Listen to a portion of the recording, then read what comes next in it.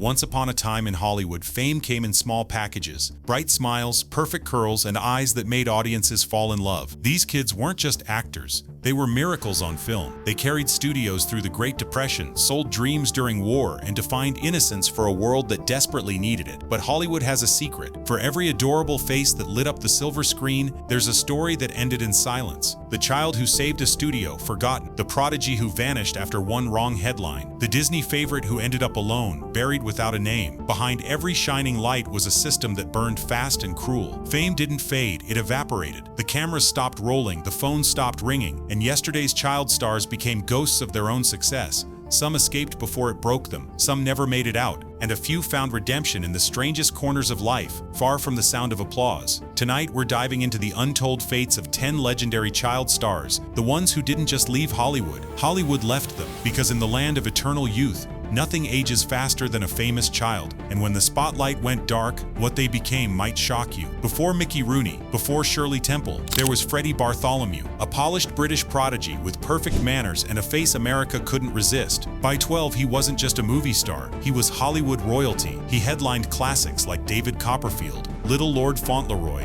and Captain's Courageous. His emotional range stunned critics. He wasn't just cute, he could act. MGM called him the child genius. But behind the elegant accent and charming smile, Freddie's real-life drama was darker than any script. As his fame exploded, a brutal custody war began. His biological parents and the aunt who raised him fought viciously for control of his $300,000 fortune, a fortune he earned before he was old enough to drive. Courtrooms replaced classrooms, headlines replaced childhood. By the time the case ended, Hollywood had moved on. The roles stopped coming. The boy who played noble heroes on screen was left broke and forgotten off screen. But Freddie didn't vanish in tragedy. He reinvented himself. He joined the Army Air Force during World War II, then rebuilt a quiet life behind the camera in television advertising. No scandal, no spotlight, just peace. He once said, "I had my childhood in reverse. First the applause, then the growing up." Freddie Bartholomew didn't lose Hollywood. He outgrew it. But the next child star wasn't so lucky. He didn't walk away from the dream. The dream threw him out. And what happened next would become one of Disney's darkest untold stories. He had the kind of face Walt Disney called pure magic. Bobby Driscoll was the studio's golden boy, the voice of Peter Pan, the hero of Treasure Island, and the first child actor ever to sign a long-term contract with Disney. For a while, he was childhood itself, bright, brave, and unstoppable. But Hollywood doesn't love you when you start to grow up. When Bobby hit 16, the transformation that every kid goes through became his downfall. Acne, deepening voice, and a changing face didn't fit Disney's picture-perfect image anymore. Without warning, he was dropped. No ceremony, no goodbye, just gone. One year, he was winning an Academy Juvenile Award. The next, he couldn't even get an audition. Rejection led to rebellion. Rebellion led to drugs. Arrests followed. Petty theft, forgery, addiction. He tried art school in New York, searching for purpose, but the spotlight had burned too deep. In 1968, two children playing in a deserted East Village apartment found a body. No ID, no money, just a lost man in his early 30s, buried anonymously on Hart Island, New York's public cemetery for the forgotten. Months later, police matched his fingerprints. It was Bobby Driscoll. The boy who never wanted to grow up had been erased by the dream factory that created him. Disney never spoke of him again, but Bobby's story became Hollywood's quiet warning. Even fairy tales have bodies buried underneath them. And if Bobby's fall was tragic, the next child star's disappearance was voluntary. Because she didn't wait for Hollywood to destroy her, she escaped before it could. In the 1930s, when the world was drowning in depression, Deanna Durbin's voice was the sound of hope. At just 14, she wasn't a star. She was a phenomenon. Her smile filled theaters, her songs saved studios, and her charm rescued Universal Pictures from bankruptcy. By her early 20s, Deanna was one of the highest-paid women in America. But behind the perfect image was a young woman suffocating in her own success. Hollywood packaged her as the wholesome girl next door. But Deanna wasn't a fantasy. She was a teenager trapped in an endless musical montage. Every role felt the same. Every interview asked the same question. And every year, the studio reminded her what she couldn't do. Grow up. So she made a decision almost no one in Hollywood had ever dared. She walked away. No scandal, no breakdown, just silence. In 1949, at 27, Deanna Durbin vanished from the screen and never looked back. She married, moved to a small village in France, and built a life without cameras, premieres, or applause. When reporters tracked her down years later, she politely declined interviews. Her simple explanation: "I just wanted to live my own life." Deanna Durbin didn't fade. She escaped. She turned her back on fame before it could consume her, proving that peace was the greatest rebellion of all. But for most child stars, walking away wasn't an option. Because for the next girl, fame wasn't a blessing, it was a lifelong sentence. She was the smile that saved America. During the Great Depression, when hope was rationed, Shirley Temple became the nation's antidepressant. With her bouncing curls, dimples, and tap shoes, she turned despair into delight and studios into gold mines. By age 6, she was earning $50,000 per film. By 10, she was the most famous child on earth. But fame doesn't age well. As Shirley grew, Hollywood's affection shrank. The studios didn't know what to do with a maturing star. The adorable child had become a teenager, and no one wanted to see their symbol of innocence fall in love on screen. Offers dried up. Roles disappeared. The little girl who lifted a nation was quietly shown the door. Most child stars would have broken under that kind of loss. But Shirley Temple wasn't most stars. She reinvented herself, trading film sets for diplomacy. She served as a U.S. ambassador to Ghana and Czechoslovakia, represented America at the United Nations, and built a legacy not of nostalgia, but of strength. When reporters asked if she missed acting, she smiled and said, "I stopped believing in Santa Claus at 8. I stopped believing in Hollywood at 14. Shirley Temple didn't let Hollywood write her ending. She wrote her own. Her story wasn't tragedy, it was transformation. But not every child star found peace beyond the spotlight. Because for the next boy, fame didn't fade, it exploded into chaos. Before Hollywood had child stars, it had rascals. Scotty Beckett was one of them. With his mischievous grin and slicked back hair, he stole scenes in the beloved Our Gang comedies, the black and white series that defined childhood fun for an entire generation. By 10, he wasn't just famous, he was adored. He had the looks, the charm, and a future everyone believed was golden. But real life isn't a slapstick comedy. When Scotty's father died, the laughter stopped. The loss hit him harder than anyone knew. He grew up fast, and fame couldn't protect him from grief. As the roles dried up, he tried to transition into adult acting, playing younger versions of stars like Spencer Tracy and Al Jolson. But the magic was gone. Behind the polished smile, Scotty was unraveling. Arrests, car crashes, addiction. Headlines turned cruel. The same press that once called him Hollywood's most promising kid now labeled him hopeless. By his 30s, the boy who made the world laugh was living in motels, drifting from one failed comeback to another. In 1968, after a brutal beating left him hospitalized, Scotty Beckett was found dead from an apparent barbiturate overdose. He was 38, another lost promise in a town that forgets fast. He once said, "Fame is like candy, sweet, but it rots you if you don't stop eating it." Scotty never learned how to stop, and just like that, another child star was gone. But one of his friends from the old days of Hollywood did escape,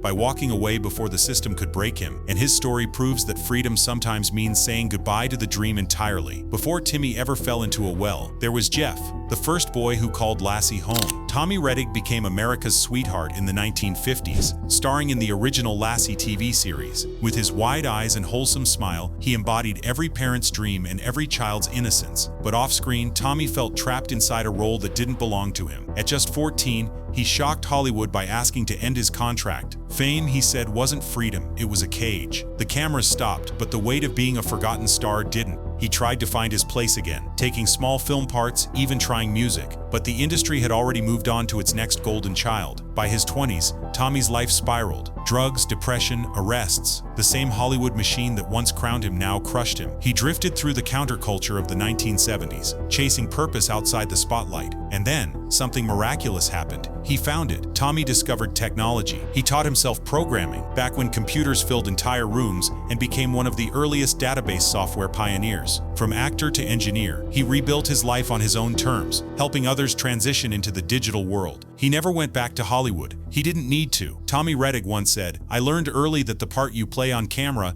isn't the person you really are." And in the end, he proved it. He was one of the lucky ones who found peace after fame. But for the next child star, peace came only after a war, a legal battle that changed Hollywood forever. Before Shirley Temple, before Mickey Rooney, there was Jackie Coogan, the original child superstar. At just 7 years old, he stole the world's heart beside Charlie Chaplin in The Kid, 1921. His expressive eyes, his tearful smile, they made audiences weep, and they made studios millions. Jackie was a sensation, earning over $4 million before his 18th birthday. But in Hollywood, fortunes can vanish faster than childhood. When Jackie turned 21, he discovered the truth. Every dollar was gone. His mother and stepfather had spent it all. Cars, fur coats and jewelry purchased with his childhood. When he confronted them, they told him, every dollar a kid earns belongs to his parents. That one sentence ignited a revolution. Jackie sued, not just for himself, but for every child actor to come. The case made national headlines, exposing the dark side of Hollywood's family contracts. And though he only recovered a fraction of what he'd earned, his lawsuit led to the creation of the Coogan Law, which requires studios to protect a portion of child actors' income and trust until adulthood. Decades later, Jackie made a comeback, not as the sweet little boy from The Kid, but as the lovable, bug-eyed Uncle Fester in The Addams Family. The same world that robbed him had to applaud him once more. Jackie Coogan turned pain into progress. His legacy was justice. He proved that even in a system built on exploitation,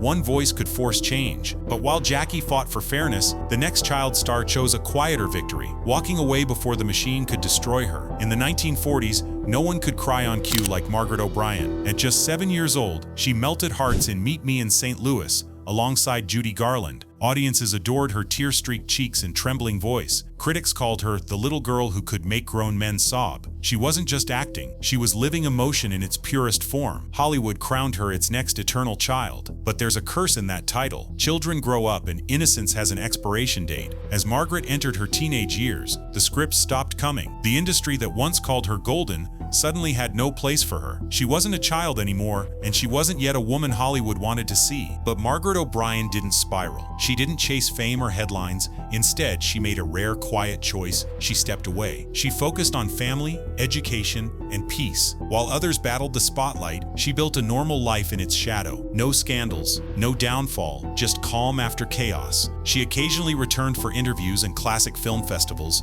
always smiling, always gracious. Fans expected regret, but Margaret spoke with pride. I was lucky, she said softly. I got to leave before Hollywood took everything. In a town addicted to tragedy, her story was a whisper of wisdom. Margaret O'Brien didn't vanish. She grew up, and her quiet exit reminds us that not every forgotten star was lost. Some simply found what the others never could: peace. But peace came too late for the next child, because his story ended on the highway to forever. He was the boy who called out, "Shane, come back," and Hollywood never forgot that echo. Brandon DeWilde became a legend at just 11 years old. His performance in Shane 1953 earning him an Academy Award nomination and a permanent place in film history. With his piercing blue eyes and raw sincerity, he wasn't just acting, he was every child's voice for love, loss, and longing. But growing up in front of cameras is a dangerous kind of aging. Hollywood doesn't nurture its children, it consumes them. Brandon fought to prove he was more than that wide-eyed kid from the prairie. As a teen, he took edgier roles, surprising critics with mature, complex performances in films like HUD. Alongside Paul Newman, he was transitioning beautifully, the rare child star who might actually make it. And then it ended. Not by scandal, not by failure, but by fate. In July 1972, on his way to rehearse for a new play in Denver, Brandon's truck collided with a flatbed trailer. He was just 30 years old. Hollywood lost one of its brightest hopes in an instant, a young man who had survived fame but couldn't outrun tragedy. Paul Newman once said Brandon had the soul of an old man trapped in a young face. Maybe that's why audiences connected so deeply, because behind that childlike innocence, there was always wisdom, always sadness, always truth. Brandon DeWilde's story wasn't a fall, it was a flight cut short. And as his light went out, another former child star quietly found a way to live beyond the glare, growing older, wiser, and completely free from the machine that made him. In 1946, a quiet 12-year-old from Tennessee stepped onto a film set for the very first time and changed Hollywood forever. Claude Jarman Jr. wasn't a typical child actor. He didn't sing, he didn't dance, and he didn't play cute. What he gave was something rarer: honesty. His performance in The Yearling was so heartbreakingly real that he won a special Academy Juvenile Award, hailed as a natural-born actor. But Claude was different from the other prodigies. He didn't crave the spotlight, he respected it. After a handful of powerful performances, he made a decision few understood. He chose school over stardom. While other kids chased fame, Claude quietly returned to Tennessee, attended Vanderbilt University, and served in the Navy. When reporters asked why he left, he simply said, "I didn't want to grow up in front of a camera." That humility became his trademark. Later, he found a new calling behind the scenes, running the San Francisco International Film Festival and helping young filmmakers tell their stories. He didn't need applause, he was helping others earn it. Unlike so many child stars, Claude Jarman Jr. never fell from grace. He stepped down from the pedestal before it could crumble. His story wasn't about fame lost, it was about peace found. Claude passed away in 2025 at 90 years old, not as a forgotten child actor, but as a fulfilled man who had lived on his own terms. In a world obsessed with comebacks,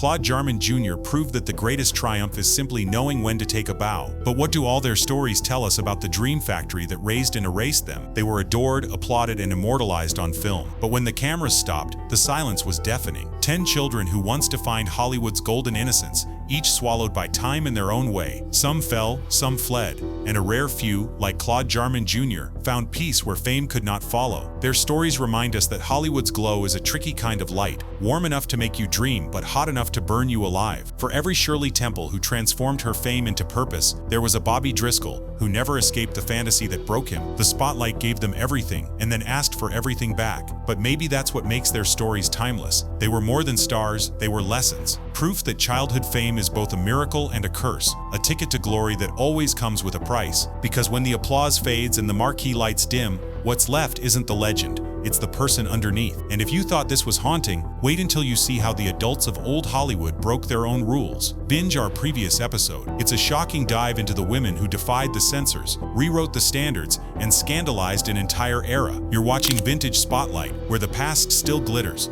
the truth never dies, and every story leaves a scar. Subscribe now and keep your eyes on the light, because next time, we're revealing the secrets Hollywood swore you'd never see.